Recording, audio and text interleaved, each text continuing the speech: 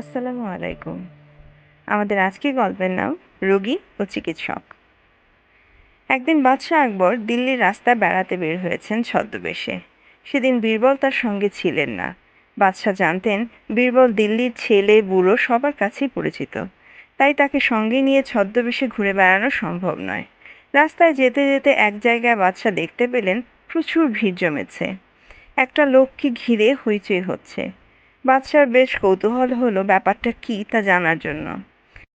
একটি লোক ভিখিরিদের মধ্যে পয়সা বিলি করছে। তাকে ঘিরেই ভিখিরিদের এই হট্টগোল। এ দৃশ্য দেখে বাদশার মনে ভারী দুঃখ হলো। দিল্লিতে এত ভিখিরি আছে তা তিনি জানতেন না। ভিক্ষার জন্য মানুষকে এভাবে ঘিরে ধরতেও তিনি আগে কখনো দেখেননি। এ কথা ভাবতে ভাবতে তিনি শাহী মহলে ফিরে এলেন। এই ঘটনার কথা বাদশাহ অনেক দিন পর্যন্ত ভুলতে পারেননি। একদিন তাই কথায় কথায় তিনি সব খুলে বললেন বীরবলকে। বললেন, সে দৃশ্য দেখে আমার মনে হলো দিল্লি শহর যেন ভিক্ষুকে ছেয়ে গেছে। ভিক্ষুকের সংখ্যাই দিল্লিতে বেশি। তোমার কি মনে হয় বীরবল? আমি কি ঠিক বলিনি? বীরবল বললেন, তা নয় জাহাপনা। এই শহরে কারা সংখ্যায় বেশি তা আমি আগেই জেনে রেখেছি। তাদের তুলনায় ভিখিরির সংখ্যা তো নগণ্য। বাদশাহ কৌতূহল প্রকাশ করে বললেন, তাই নাকি? তাহলে তোমার মতে কোন শ্রেণীর লোক দিল্লিতে বেশি? বীরবল বললেন, জাহাপনা, দিল্লিতে চিকিৎসকের সংখ্যাই বেশি। বীরবলের কথা শুনে বাদশাহ হো হো করে হেসে উঠলেন। তারপর হাসি থামিয়ে বললেন, সব সময় তুমি এমন আজব কথা বলো যে তোমাকে পাগল ছাড়া আর কিছুই ভাবতে পারি না। চিকিৎসকের সংখ্যা বেশি না বলে রোগীর সংখ্যা বেশি বললেও মেনে নেওয়া যেত। না জাহাপনা, আমি ঠিকই বলেছি। রোগীর চেয়ে দেশে চিকিৎসকের সংখ্যাই বেশি। বাদশাহ বললেন, হাতে নাতে প্রমাণ না পেলে আমি তা বিশ্বাস করতে পারি না। আমি বরং অভিযোগ শুনেছি, চিকিৎসকের অভাবে দেশে অনেক লোক বিনা চিকিৎসায় মারা যাচ্ছে। আর তুমি কিনা বলছো রোগীর চেয়ে চিকিৎসক বেশি? না, এ হতেই পারে না। বলেই বাদশাহ আবার হাসতে লাগলেন। কিছুদিন পরের কথা। একটা জরুরি ব্যাপার নিয়ে আলোচনা হবে দরবারে। বাদশাহ লক্ষ্য করে দেখলেন আমির ওমরা সবাই এসেছে, কিন্তু বীরবল আসেনি। অথচ বীরবলকে বাদ দিয়ে সেদিন আলোচনা বসতেই পারে না। তাই তিনি জিজ্ঞেস করলেন, কই হে, বীরবল তো এখনো এসে পৌঁছালো না। দরবারে কে একজন বললেন, তিনি তো বরাবর আগেই আসেন।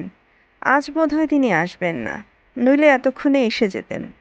আরেকজন বললেন, শুনেছি তিনি খুব অসুস্থ, খুব প্রয়োজন না হলে আজ আসবেন না। বাদশাহ বললেন, না না, তা হয় না। আজকে তাকে হাজির হতেই হবে।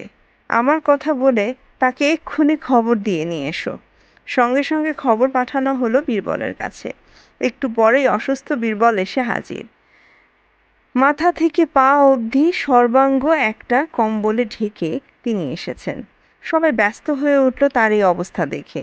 বাদশাহ আকবরই প্রথম জিজ্ঞেস করলেন, তোমার এই অবস্থা কি করে হলো বীরবল? কি হয়েছে তোমার? বীরবল বললেন, হুজুর কি আর বলবো, সর্দিতে বড় জব্দ করেছে আমাকে। কতদিন থেকে একটু একটু করে বাড়তে বাড়তে আজ চরমে উঠেছে। বাদশাহ বললেন, তুমি হাসালে দেখছি, সর্দি আবার একটা রোগ হলো নাকি? হাত পায়ে সর্ষের তেল মালিশ করলে সর্দি একদিনেই সেরে যায়। ওমরাদের একজন বললেন, হ্যাঁ জাহাপনা, সর্দিতে সর্ষের তেল সত্যি বড় উপকারী। ভাতের সঙ্গে খাঁটি সর্ষের তেল খেলেও সর্দি সেরে যায়। আরেকজন বলল, গরম পানিতে সামান্য নুন মিশিয়ে তাতে পা ডুবিয়ে রাখতে হয়, বেশি হয় আধ ঘন্টা। সেরকম থাকলে সর্দি পালাবার পথ পায় না। সামান্য সর্দি, তা সারাতে এত ভাবনা? দরবারের আরেক কোণ থেকে একজন বলে উঠল, নুন তেল কিছুই দরকার নেই সর্দি সারাতে, সামান্য একটি কাঠি সর্দি সারাতে যথেষ্ট। সবার দৃষ্টি তখন তার দিকে পড়ল। বাদশাহ বললেন, কাঠি দিয়ে সর্দি সারানো যায় এমন কথা তো কখনো শুনিনি, কোনো হাকিমও বলেনি। ব্যাপারটা একটু খুলে বলো তো, কি করতে হয় কাঠি দিয়ে? সেই লোক বলল, সহজ ব্যাপার হুজুর, পানির মতো সহজ। নাকে কাঠি দিয়ে সুড়সুড়ি দিতে হয়, সুড়সুড়ি দিলেই হাঁচি পায়, হাঁচি পেলেই না হেঁচে উপায় নেই। এমনি করে কয়েকবার হাঁচলেই সর্দি নির্ঘাত সেরে যাবে। এ কথা শুনে বাদশাহ থেকে শুরু করে সবাই হেসে উঠল।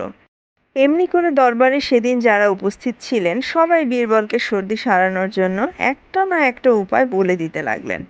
বীরবল তখন কম্বলটা খুলে রেখে হাসতে হাসতে বললেন, বাদশাহ সেদিন বলেছিলেন দিল্লি শহরে ভিখিরির সংখ্যাই সবচেয়ে বেশি।